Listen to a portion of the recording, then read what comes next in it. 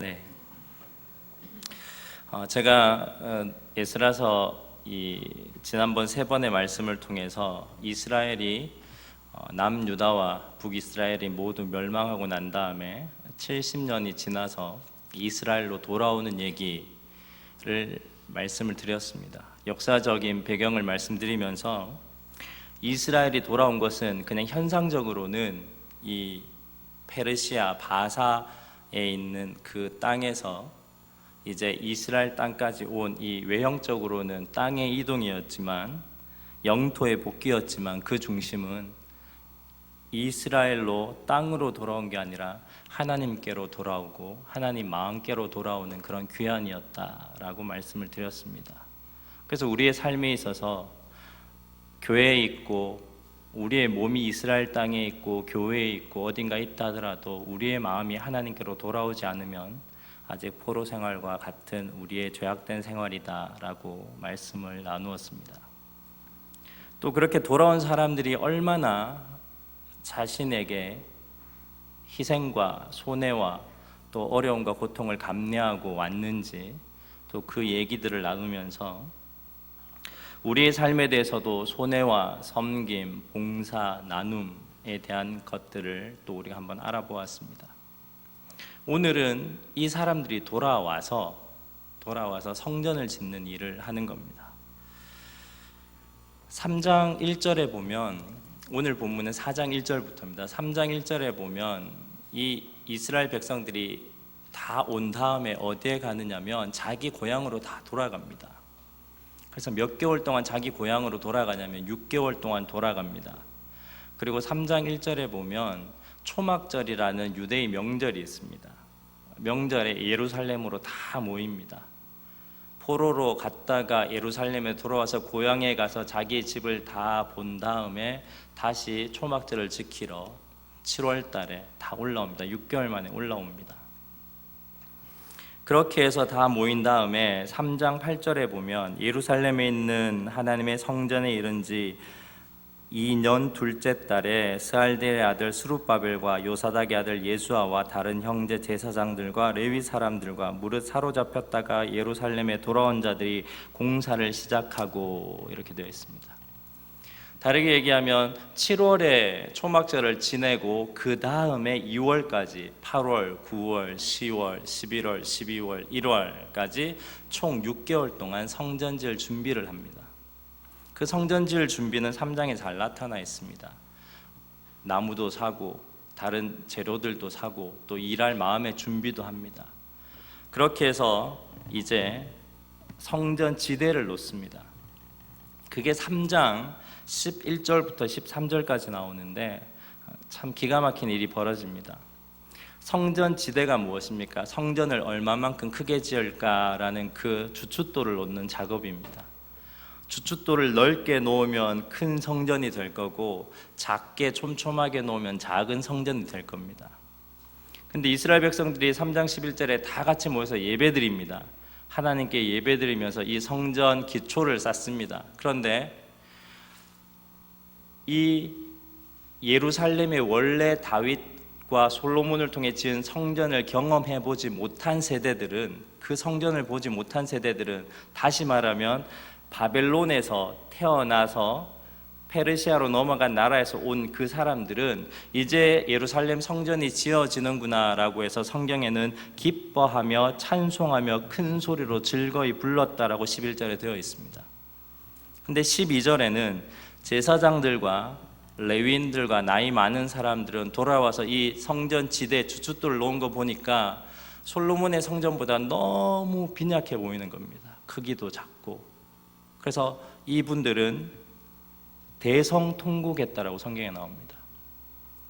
하나님께 예배드리면서 성전을 지대를 놓는데 예전에 성전을 본 사람들은 한쪽에서 대성통곡하고 있고 그 포로 세대에 온 자녀들은 이제 시작한다고 기뻐 찬송하며 부르짖고 있고, 그래서 13절에 백성이 크게 외치는 소리가 멀리 들리므로 즐거이 부르는 소리와 통곡하는 소리를 백성들이 분간하지 못하였더라 그렇게 되어 있습니다. 좋습니다. 이렇게 두 가지의 마음이 교차하는 이런 이제 성전 짓는 걸 시작합니다.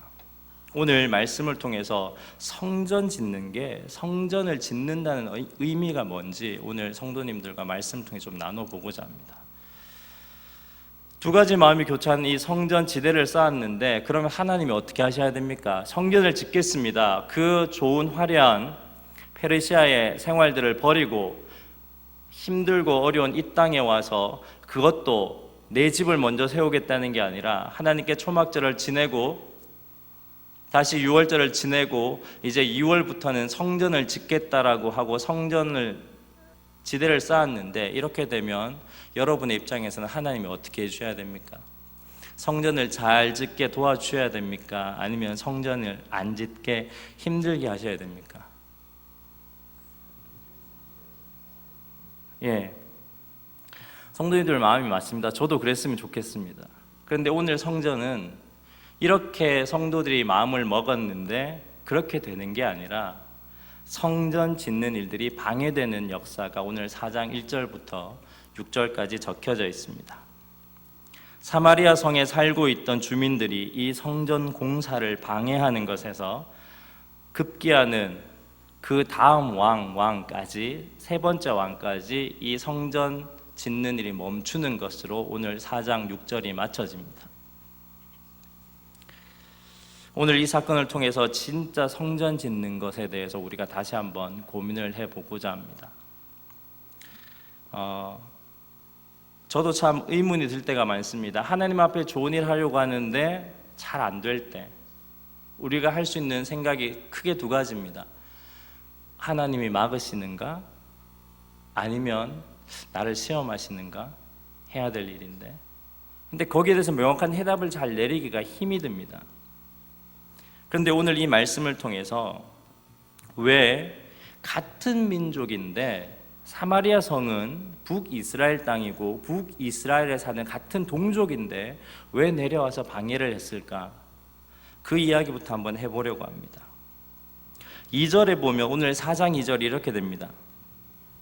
스룹바벨과 족장들에게 나와 이르되 우리도 너희와 함께 건축하게 하라. 우리도 너희같이 너희 하나님을 찾노라. 얼마나 멋있습니까? 성전 짓겠다고 하니까 사마리아에 있는 자기 동족들의 땅에 사는 사람들이 내려와서 우리도 같이 짓자. 하나님 성전 건축하는데 우리도 같이 좀 끼워줘. 우리도 열심히 지을게. 너희같이 우리도 너희 하나님 찾는 그런 사람이야. 이렇게 얘기를 합니다. 그런데 3절에 가보면요, 스룹바벨과 예수아와 기타 이스라엘 족장들이 이르되 이렇게 얘기합니다. 우리 하나님의 성전을 건축하는데 너희는 우리와 상관이 없느니라. 우리와 상관이 없다, 그렇게 얘기하고 끝내버립니다. 여러분, 이게 이해가 되십니까? 도와주려고 온 사람에게 필요 없으니 가십시오. 당신과 상관없습니다. 사실 이 본문만으로는 우리가 이 사건을 잘 이해할 수가 없습니다. 그래서 제가 4장 2절의 끝부분을 제가 다시 한번 읽어주겠습니다. 우리도 너희와 함께 건축하게 하라. 우리도 너희같이 너희 하나님을 찾노라. 아수르 왕 에살핫돈이 우리를 이리로 오게 한 날부터 우리가 하나님께 제사를 드리노라 하니 라고 되어 있습니다. 이게 무슨 말이냐면 아수르 왕 에살핫돈은 호세아, 북이스라엘이 멸망하는 왕 마지막 왕이 호세아 왕입니다. 이 호세아 왕을 친 왕이 바로 아수르의 에살핫돈이라는 왕입니다. 그 왕이 이스라엘을 칠 때 이스라엘이 멸망했습니다. 멸망하고 난 다음에 어떤 일이 벌어졌냐면 이 에살핫돈 왕이 돌아가서 이 이스라엘의 포로와 물건들을 가져간 게 아니라 거꾸로 했습니다. 자기 나라가 있는 사람들을 보냈습니다.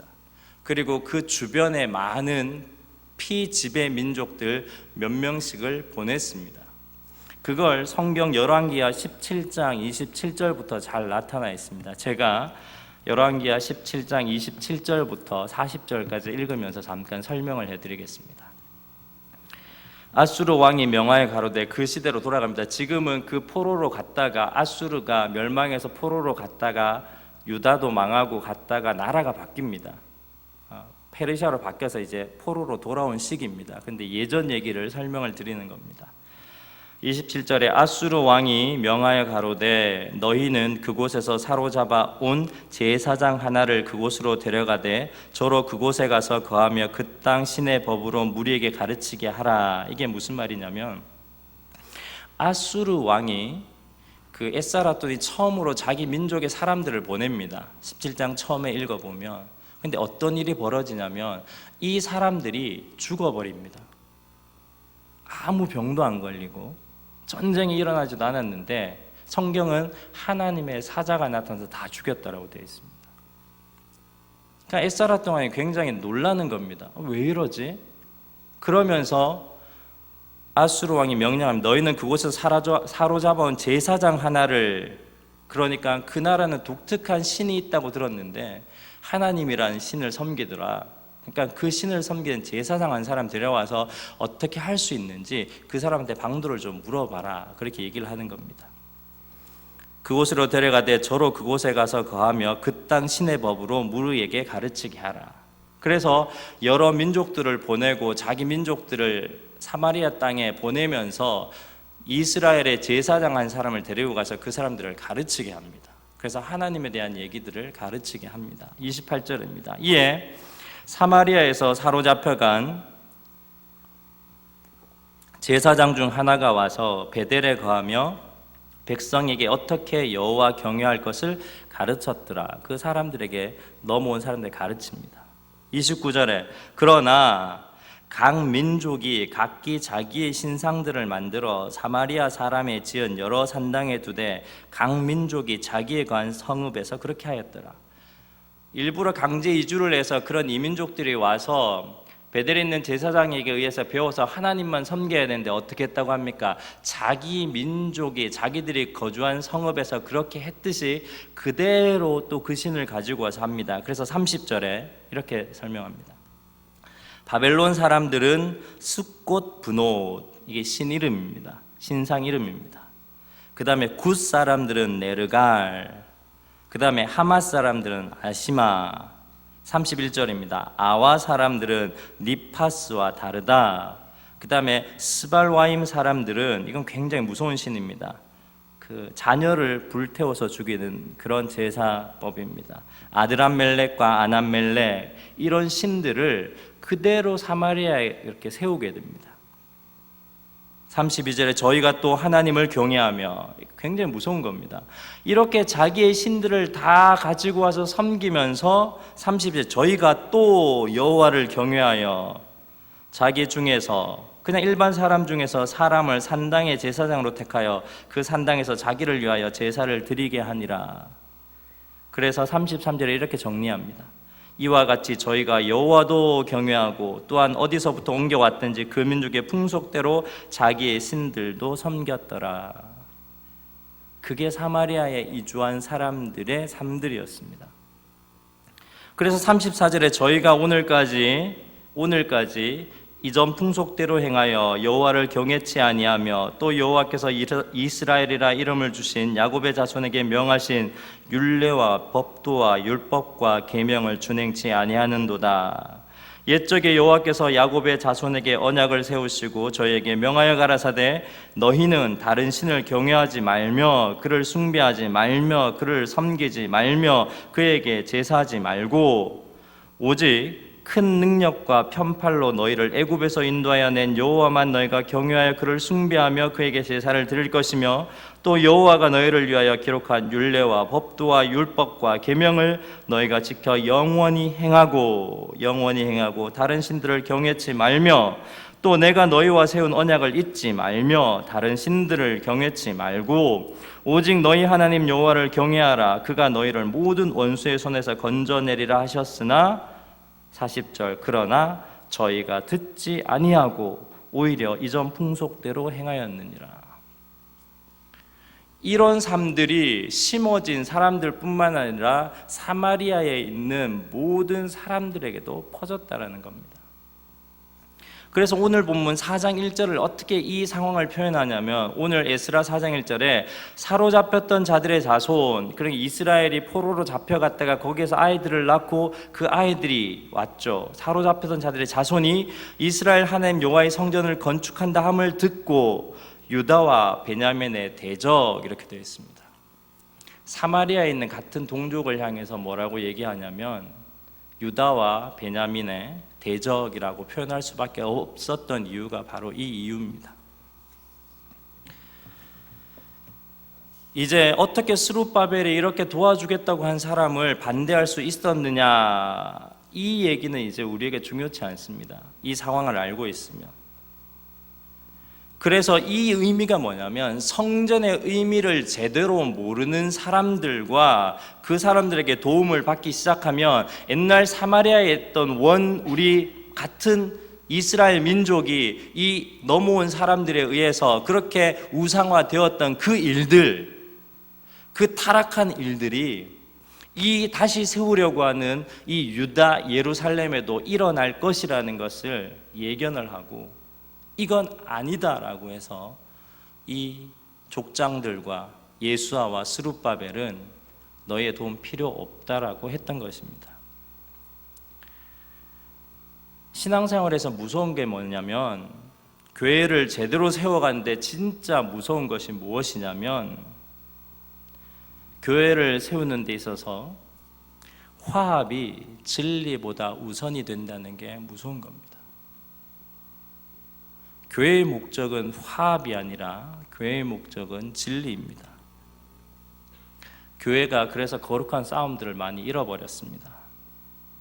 왜 그러냐? 근대로부터 인간 중심에서 일어난 용서에 관한 오해가 생겼기 때문입니다. 원래 용서란 것은, 중세 용서는 진리에 갈 수 있을 때까지 기다려주고 격려해주는 그런 관용 용서였습니다. 그런데 근대 인간 중심의 세상으로 바뀌면서 어떤 관용과 용서가 자리 잡냐면, 진리를 지킬 수 있도록 기다려주는 관용과 용서가 아니라 진리를 지키지 못하겠다고 하는 사람과 싸우기 싫어서 싸우지 않는 그런 무관심과 그냥 내어버려 둠이 된 것이 관용의 타락이었습니다. 그냥 당장 내가 큰일 나지 않으니 놓아도 버려서 라는 것으로 관용이 포장되게 됩니다. 스룹바벨과 예수아와 족장은 이 성전에 이들과 함께 하지 않았던 이유는 바로 그것입니다. 하나님의 진리를 수호하기 위해서, 하나님의 말씀만으로 살아가는 삶을 살아가기 위해서. 우리의 용서가 값싼 용서가 되지 않으려면 진리의 근거한 가르침과 그러지 않은 사람들에 대한 구분이 서야 하는데 참 어렵습니다. 그러면 그 진리가 무엇이냐? 우리는 그렇게 던져볼 수 있습니다. 왜 그렇게 과격하게 해야 됩니까? 오늘 그 답이 우리가 읽었던 열왕기상 30절부터 17장 30절부터 33절까지 천천히 다시 한번 읽어보겠습니다. 30절입니다. 열왕기하 17장 30절입니다. 바벨론 사람들은 숫꽃 분옷을 만들었고, 굿 사람들은 네르가를 만들었고, 하맛 사람은 아시마를 만들었고, 31절입니다. 아와 사람들은 니파스와 다르닥을 만들었고, 스바라임 사람들은 그 자녀를 불살라 그 신 아드람멜렉과 아남멜렉에게 드렸으며, 자기의 신들을 그대로 다 가져왔습니다. 그러면서 32절에 두 가지를 얘기하고 있습니다. 그들이 자기의 신들은 다 섬기면서 또 여호와를 경외하며 라고 했습니다. 첫 번째는 또 여호와를 경외하며입니다. 이 말이 무슨 말입니까? 이것이 필요할 때만 바라보는 신앙입니다. 진리가 아닌 것이 뭐냐? 하나님을 필요할 때만 요청하는 겁니다. 돈이 필요할 때는 돈을, 권력이 필요할 때는 권력에 의지하고, 하다 안 되면 이것도 안 되고 저것도 안 되네, 그러면 또 여호와를 경외하며. 그게 우리의 모습입니다. 이게 진리 아닌 것이라는 겁니다. 하나님만 섬기고 하나님만 해답이고 하나님이 진리지, 이것저것 내 인생의 방법 욕심대로 다 해놓고 안 될 때만 찾아서 또 여호와를 경외하며 하는 것은 화합이 될 진리가 아니라는 겁니다. 이런 신앙은 늘 하나님의 마음을 이해하기보다는 사건 해결에 중점을 둔다는 겁니다. 안 되니까 하나님을 부른다는 겁니다. 돈으로 해결되면 돈을 부르는 거고, 권력으로 해결되면 권력을 부르는 거고, 하나님 필요 없다는 거죠. 이게 안 될 때 그냥 이번에는 돈처럼 권력처럼 하나님을 부르는 겁니다. 필요에 의해서. 그게 또 여호와를 경외하며입니다. 이런 신앙이 지속되면 어떻게 되느냐? 여호와를 경외하며 자기 중에서 사람을 산당의 제사장으로 택하여 그 산당에서 누구를 위하여? 자기를 위하여. 교회에서 제일 무서운 게 뭐냐면 예배도 나를 위하여, 봉사도 나를 위하여. 하나님이 빠지고 나를 위하여 드리는 예배, 나를 위하여 드리는 제사, 나를 위하여 드리는 봉사, 나를 위해서 하는 헌신, 충성. 교회에서 가장 해서는 안 되는 것이 하나님의 마음에는 관심이 없으면서 열심히 제사 드리는 겁니다. 하나님 마음에는 관심이 없고 자신의 이익에 관심이 있는 겁니다. 하나님의 원하심과 하나님의 마음보다 당장 나의 관심과 필요에 더 치중하게 되는 겁니다. 그래서 이 두 가지를 33절에 한 번 더 얘기합니다. 이와 같이 저희가 여호와도 경외하고. 얼마나 슬픈 일입니까? 여호와만이 아닙니다. 이것저것 하다가 여호와도 경외하고, 또한 어디서부터 옮겨왔든지 그 민족의 풍속대로 자기의 신들, 신이 자기의 신이 어디 있습니까? 하나님은 내 것이 될 수 없는 신입니다. 이런 것들이 하나님께서 가장 싫어하시는 우상 숭배의 모습입니다. 그래서 스룹바벨과 예수아와 족장들은 그 사람들이 얘기할 때 멈췄던 겁니다. 화합이 중요합니까? 진리가 중요합니까? 어려운 문제입니다. 물론 족장들이 회의를 했을 때 사마리아 사람들 우상 숭배하는 거 잘 압니다. 우리가 한번 가르쳐 봅시다. 성전 짓는 건 늦어질 수 있겠지만 우리가 한번 잘 그들을 가르치고 해서 합시다 라고 했어도 됩니다. 그러나 이들은 지금 상황에서 이 성전 재건의 이런 페르시아 바사왕 고레스 왕의 허락하에 진행되는 일이고, 이 기회를 통해서 자신들의 힘으로도 충분히 세울 수 있다고 생각했기 때문에 우리가 이번엔 성전을 먼저 짓자라고 했을 겁니다. 그리고 이들은 차차 나중에 가르치는 것이 낫다고 서로 협의를 했을 겁니다. 물론 이들이 이런 사마리아의 이런 타락상을 보면서 울며 회개하며 건물의 성전보다 이 사마리아 마음 안에는 진짜 성전을 우리가 만들어야겠다라고 했어도 전혀 잘못된 일이 아닙니다. 그러나 이런 두 가지의 모든 결정의 핵심은 싸움이 일어날 수밖에 없는 결정입니다. 왜냐하면 성전을 짓겠다고 해도 그들과의 싸움이 일어날 거고, 또 성전을 안 짓고 이 사람들을 하나님의 말씀으로 변화시키는 진짜 참 성전이 되게 만들겠다라고 해도 그들과 부딪힘이 있어야 된다는 겁니다. 값싸게 그냥 관용하는 것보다 그래 너희들 우리 도와주려고 해, 그러면 와, 너희들 권력도 이용하고 너희들 돈도 사용할게, 와, 이렇게 하지 않았다는 겁니다. 나의 필요보다 하나님의 마음을 우선으로 생각했다는 겁니다. 화합보다는 진리를 선택했고, 나의 지금의 당장의 필요보다 하나님의 마음을 헤아렸던 것들이 바로 성전 지대 기초를 놓는 이 예수아와 스룹바벨과 족장들의 마음이었습니다. 후원 선교사를 선택하는 것도, 교회 시설을 보수하거나 교체하는 것도, 부서를 위한 예산을 배분하는 것도 우리는 늘 화합을 선택합니다. 그리고 우리의 필요를 먼저 생각합니다.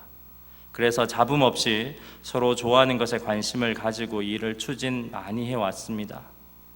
이제는 교회가 돌아보아야 합니다. 화합이 아닌 진리를 선택하는 모습이 우리에게 필요합니다.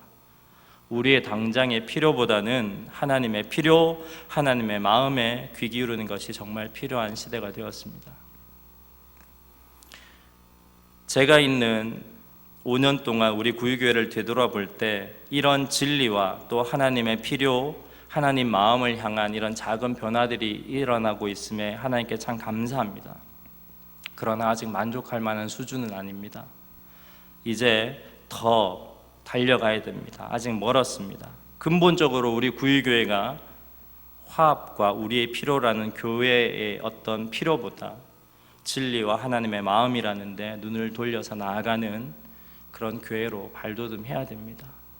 이게 세워지지 않으면 여전히 우리는 바벨론 땅에 있고 몸은 교회 안에 있고 몸은 예루살렘에 있겠지만 여전히 바벨론의 포로 생활을 하는 것과 같은 교회의 모습이 되는 겁니다. 결국은 스룹바벨과 예수와 이 족장들이 지금 성전 지대를 쌓으면서 그 사마리아의 그런 것들 유혹을 뿌리친 건 밑에 보면 더 확실히 나타납니다. 5절에 보면 바사왕 고레스의 시대부터 바사왕 다리오가 즉위할 때까지 관리들에게 뇌물을 주어 그 계획을 막았다라고 되어 있습니다. 에스라 4장 5절에 그 정도로 그 사람들은 권력 밀착이었습니다. 다르게 얘기하면 권력을 사용할 수 있었다라는 겁니다. 그리고 4장 6절에 보면 그래서 또 아하수레가 즉위할 때 그들이 글을 올려 유다와 예루살렘 주문을 고발했다. 5절과 6절을 보면 관리들과 함께 할 수 있는 정치적인 권력도 있었고 뇌물을 줄 만한 부도 있었다라는 겁니다. 그냥 하나님 성전 짓는데 그래 그 사람 돈도 좀 사용하고 권력도 사용하고 빨리 지을 수 있겠지, 그렇게 하지 않았다라는 겁니다. 굉장히 중요한 겁니다. 우리 교회가 하나님 앞에 정말 하나님의 진리와 하나님의 마음을 움직이는, 거기에 움직여지는 교회가 되기 위해서는 이런 고민들이 계속해서 일어나야 됩니다. 그래서 교회를 세운다는 것, 성전을 세운다는 것은 쉽지 않은 일이요. 우리가 그렇게 새롭게 세우겠습니다라고 했을 때 하나님께서 뭐냐, 좋은 일만 있게 도와주겠다라고 하는 것도 절대 아니라는 겁니다. 그러면 하나님의 마음, 하나님의 관심, 진리, 이런 것들이 우리의 삶에 어떻게 나타나라는 겁니다. 근데 중요한 것은 오늘 성경에는 거기에 대해서는 이야기하지 않고 있습니다. 항상 우리의 삶 가운데 하나님 앞에 성전을 짓는다는 의미는, 구약의 의미에는 다윗이 준비하고 솔로몬이 지었던 성전의 의미가 무엇입니까? 무슨 상징성이 있습니까? 성전은 하나님이 거하시는 곳이었습니다. 다윗이 그렇게 얘기합니다. 나는 이렇게 호화로운 궁전에 거하거늘 하나님은 저 한대라고 표현합니다. 차가운 곳에 있구나라고 표현합니다. 그래서 건축을 하려고 합니다. 근데 하나님이 너는 피를 흘렸으니 너는 준비하게 될 터이고 내 아들이 나를 위하여 성전을 지을 것이고 나는 그 성전 가운데 내가 거기 거하리다. 구약의 다윗의 성전, 솔로몬이 지은 성전은 내가 거하겠다는 표시입니다. 교회는 하나님이 거하는 곳입니다. 성전은 하나님이 거하는 곳입니다. 그리고 신약 시대에 바울이 이렇게 얘기합니다. 너희가 하나님의 성전인 것과 하나님의 성령이 너희 안에 거하는 걸 알지 못하느냐. 결국 성전을 짓는다는 것은 구약 시대의 그런 외형적인 건물 안에도 하나님이 계시다는 그 상징이요, 이 신약의 시대에도 내가 너희 안에 거하겠다라는 거함의 의미입니다. 그러면 하나님이 우리 안에 거한다면 어떤 일이 일어나야 됩니까? 하나님이 거하면 어떤 일이 일어나느냐를 적고 있는 책이 성경입니다. 하나님을 알지 못하는 사람들이 하나님을 알게 되면 어떻게 삶이 바꿔지고 어떻게 변화된 모습이 일어나고, 유약한 아브라함이 어떻게 민족의 아버지로 변화가 되고, 사람을 죽이던, 믿는 사람을 죽이던 사울이 어떻게 바울로 변하는지, 그것이 적혀져 있는 것이 성전이 되어가는 과정이 바로 성경입니다. 그래서 성경의 모든 얘기를 이 예화로 들 수밖에 없습니다. 근데 오늘 제가 두 사람의 얘기를 드리고 말씀을 마치려고 합니다. 사실 성경에 나오는 사람이 아니기 때문에 조심스럽지만 이렇게 한번 생각을 해보려고 합니다. 이 두 사람을 통해서 정말 우리의 삶의 이 난세에 우리 가운데 성전을 세우고 내 안에 하나님이 거하신다는 것을 어떻게 나타낼까 같이 한번 고민해 보기를 원합니다. 먼저 사람 한 분을 제가 화면에 올리겠습니다. 그분이 누구냐면 양계초라는 사람입니다. 중국어로 보면 양치아오입니다. 1800년대 살았으니까 청나라입니다. 청나라 말기입니다. 그래서 중국이 근대 사회로 바뀌어가는 청이 마지막 중국의 황제로는 마지막 황제가 청나라까지였는데 그때 살아갔던 사람이 저 양치아오 양계초입니다. 이 사람의 예화가 참 많은데 우리나라 도산 안창호 선생님이 대성학원의 교장으로 있을 때 그 삼남 지방에 있는 유명한 선비 세 사람이 올라왔습니다. 그래서 안창호 선생님, 이 위기의 나라를 위해서 첫 번째 해야 할 일이 무엇입니까? 물었습니다. 그때 도산 안창호 선생님이 뭐라고 얘기하냐면 용 뺄 일 없다, 힘쓸 일 없다, 양계초의 은빙실 문집이나 읽어라, 그렇게 얘기를 했습니다.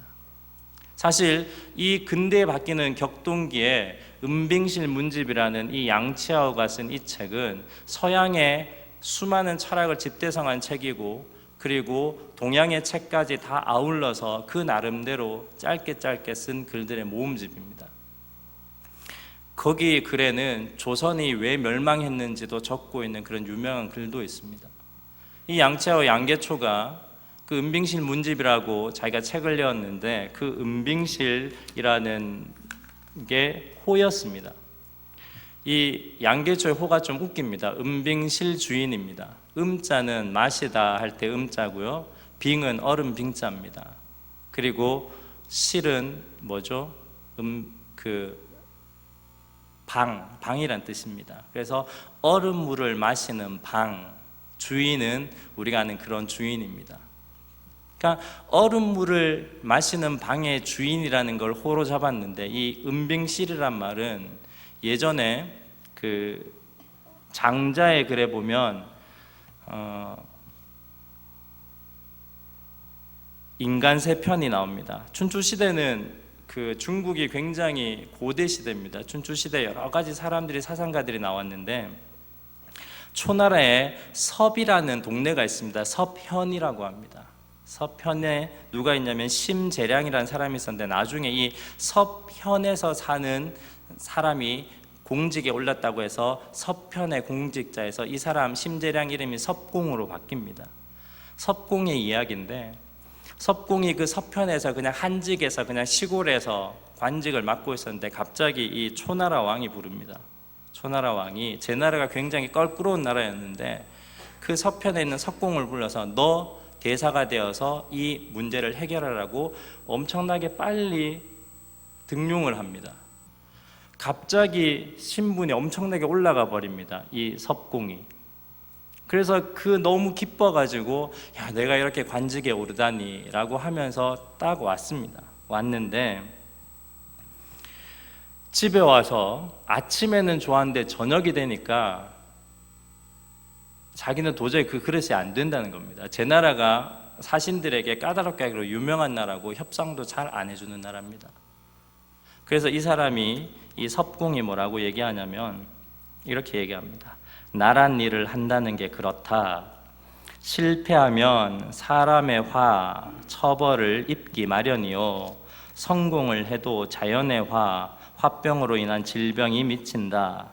정치인의 숙명이란 이 두 가지 화를 받아들이는 것이다. 둘 중 어느 하나도 피하면 안 된다. 섭공은 그래서 과연 자기가 그럴 만한 그릇이 되는가, 이 두 가지 화를 받을 만한 그릇이 되는가 그렇게 고민하고 저녁에 와서 너무 답답하고 열이 올라서 얼음물을 벌컥벌컥 마셨다. 그 방 안에서. 그래서 은빙실이라는 말이 그 장자 인간 세 편에 나옵니다. 제가 왜 이 얘기를 드리느냐, 이 양치아오도 중국의 그 격변기에서 그렇게 살려고 노력했던 사람입니다. 다 얘기하자면 길지만 이 사람들이 생각했던 게 뭐냐면 신앙인이 된다, 교회를 세운다라는 것들은 은빙실의 주인으로 살아가는 마음가짐으로 살아가야 한다, 그런 뜻을 가지고 품었던 사람입니다. 내가 중직자가 된다, 교회에 내가 성도가 됐다, 이제 새로운 삶이 시작되네, 좋은 마음이다, 기쁜 마음이 확 올라오지만 저녁에 앉아서 가만히 생각해 보면 내가 이제 예수를 믿고 하나님의 성전으로 살아간다는 삶이 너무 힘들고 고될 것 같으니까 그 생각만 하면 열이 올라서 찬물을 벌컥벌컥 마실 수밖에 없는 우리의 삶을 보는 것, 그 은빙실의 주인으로 살아가는 것, 그것이 교회를 세우고 성전을 세워가는 것입니다. 그 찬물을 들이킬 수밖에 없는 답답함과 외로움을 받아들이는 것입니다. 이런 고민과 갈등을 받아들이는 은빙실의 주인으로 사는 삶이 바로 우리의 삶, 현대의 시대에 바로 성전을 세워가는 마음이 아닐까. 첫 번째 사람입니다. 두 번째는 석주 이상용 선생입니다. 이분도 이 비슷한 시대를 살았던 사람입니다. 이분은 그리스도인이 아닙니다. 그리스도인의 유학자입니다. 안동 분이시고요. 석주 이상용 선생님은 우리나라 일제강점기 시대에 살았던 분입니다. 안동에 가면 유명한 집이 있습니다. 그 집이 뭐냐면 임청각이라는 곳입니다. 예, 제가 답을 말씀드렸네요. 물어보려고 했는데, 저기 가보면 임청각이라고 1515년입니다. 조선시대 중종 때 이명이라는 큰 정승이 세운 99칸의 집입니다. 대궐은 100칸이 될 수 있지만 사람의 집은 99칸이다 해서 최고의 부를 자랑한 99칸의 한옥 건물이었습니다. 이 건물이 예전에는 어땠었냐면, 요건 요즘 계속 보수해 나가는 과정이고요.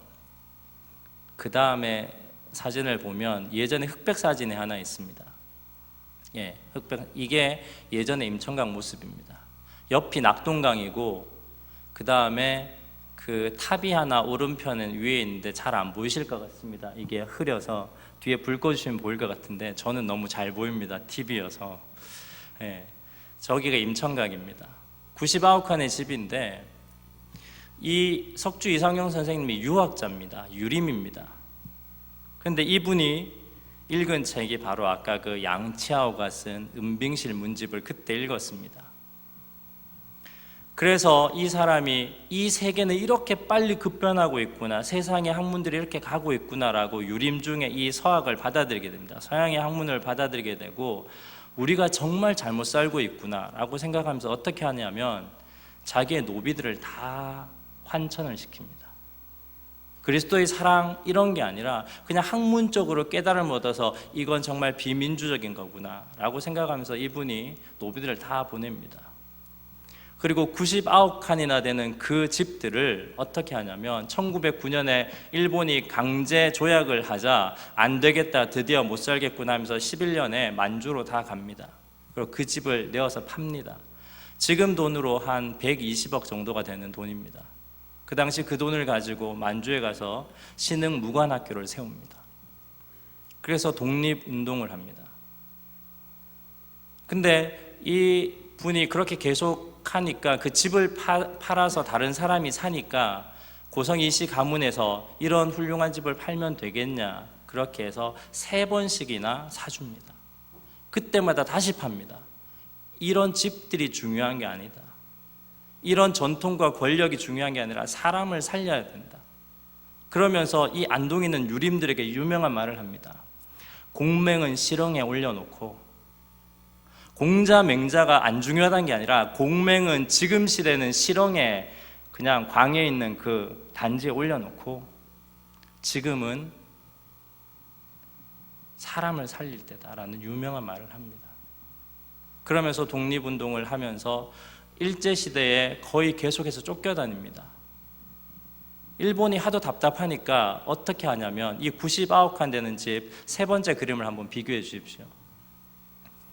그 임청각의 3번째 그림이 나오는데 저기 여기 보면 그 요즘 어떻게 되어 있냐면 일제시대에 저기는 철도가 지나갈 수 있는 길이 아닙니다. 철도가 지나갈 수 있는 길이 아닌데 원래 저기 탑 밑으로도 한 20여 칸의 집이 더 있습니다. 그래서 99칸인데 일제시대에 그 민족의 전기를 끊는다고 철도가 지나갈 길이 아닌데 강을 건너고 터널을 뚫어서 저쪽으로 철길을 내버립니다. 일제가. 그래서 한 20칸 정도가 없어집니다. 지금도 임천각 안동에 가보시면 계속 환원하고 복구하고 있는데 저기 철길이 앞으로 지나가고 있습니다. 일본이 그렇게 끊으려고 했던 게 그런 정신이었습니다. 공맹, 전통, 내 가옥, 이런 외형적인 것보다 더 중요한 게 유림의 진짜 정신이 뭐냐? 유림의 진짜 정신은 사대부들이 에헴하고 앉아서 권력을 지키고 그 대가댁 같은 집을 누리는 게 아니라 사람을 살리는 거다. 그러면서 다 버렸습니다. 그 사람이 석주 이상용 선생입니다. 요즘 전쟁의 위협이 많은데 말씀을 마치겠습니다. 우리 구의교회 성도님들, 부득이한 상황에 의해서 구의교회 건물이 전쟁이나 그런 상황들을 통해서 사라진다면 우리는 예배를 드릴 수 있습니까? 없습니까? 분명히 드릴 수 있습니다. 예배를 드릴 수 있다는 것은 건물이 없어도 예배를 드릴 수 있다는 겁니다. 그러면 이 성전 건물을 지을 때 성전과 건물보다 더 중요한 게 정신이라는 겁니다. 그 정신은 우리가 어떻게 해서 찾아야 되는지는 이 성경을 통해서 이제 깨달아 알아가야 됩니다. 성전은 하나님이 계시는 곳입니다. 우리가 하나님의 성전이라고 했습니다. 오늘 이 예수아와 스룹바벨과 족장들이 세우려고 하는 것은 건물의 외형이 아니라 건물의 외형은 상징일 뿐입니다. 그들은 뭘 세우고 싶었냐? 하나님을 여러 가지 신들 중에 하나님도 섬기고가 아니라 하나님만 섬기는 그 신앙을 찾고 싶었습니다. 그리고 권력을 이용하고 돈을 사용해서 그들과 화합할 수 있었겠지만, 그리고 그걸 사용해서 빨리 지어놓고 가르칠 수 있었겠지만, 그들은 그런 편법이 아니라 하나님의 마음에 좀 더 집중해서 내 하나님, 우리가 성전을 지어야 되니까 돈이 필요하네, 하나님이 이 사람들을 통해서 제가 메울게요 라고 한 게 아니라 그런 가운데서도 철저하게 아닙니다 하면서 그들 앞에 나를 위한 신이 아니라 하나님을 위한 내가 되어가는 연습을 했던 겁니다. 이게 성전을 짓는 겁니다. 제가 말씀드렸던 은빙실 주인으로 사는 삶이나 석주 이상용 선생님처럼 전통의 유림과 그런 유학과 건물과 권세가 중심이 아니라 사람을 살리는 거라고 새로운 유학의 길을 열었던 그 정신, 우리 교회가 이 난세라고 하는 데 있어서 정말 하나님을 믿고 한다고 한다면 우리의 삶에 어떤 변화들이 일어나야 될지 우리가 앞으로 계속해서 성경을 통해서 그 하나님 앞에 서감에 대해서 진지하게 고민하는 교회가 되길 원합니다. 기도하겠습니다.